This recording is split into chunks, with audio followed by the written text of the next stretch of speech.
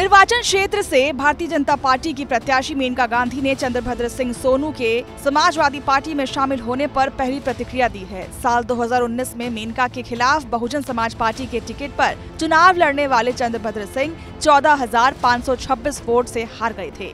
इस चुनाव में सपा ने रामभुआल निषाद को उम्मीदवार बनाया है। सोनू सिंह के समाजवादी पार्टी में शामिल होने पर मेनका ने कहा कि यहाँ कोई बाहुबली नहीं बचा। उन्होंने कहा कि जो कानून तोड़ेगा वो जेल जाएगा। यूपी में अब कानून व्यवस्था ठीक हो गई है।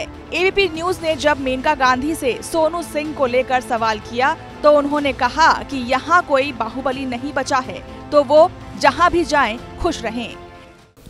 इस पर मैं कमेंट करना नहीं चाहती हूँ। यहाँ कोई बाहुबली बचे नहीं है, तो जहाँ भी जाए खुश रहे। जो कानून तोड़ेगा वो जेल जाएगा।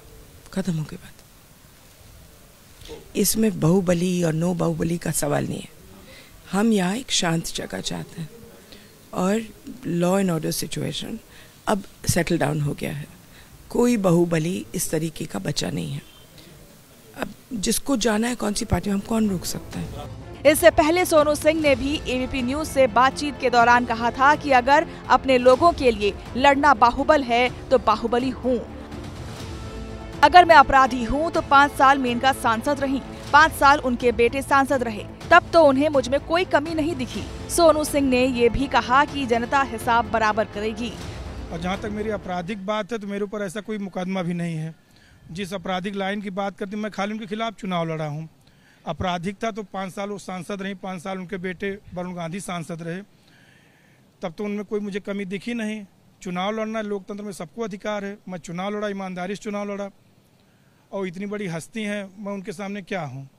लेकिन अब हम लोग दिन रात ये चीज़ें मुझे मेरे अपने पिताजी से मिली थी।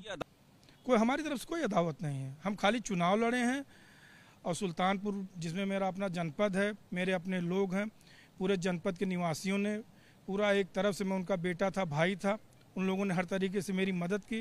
अब आप इससे मेरी किस्मत समझ सकते हैं, मैं चुनाव हार गया। अब वो इतनी बड़ी लीडर थी, उनको मन में जो भी रहा हो, वो क्यों इतने मतलब इतने कम अंतर से वो जीती।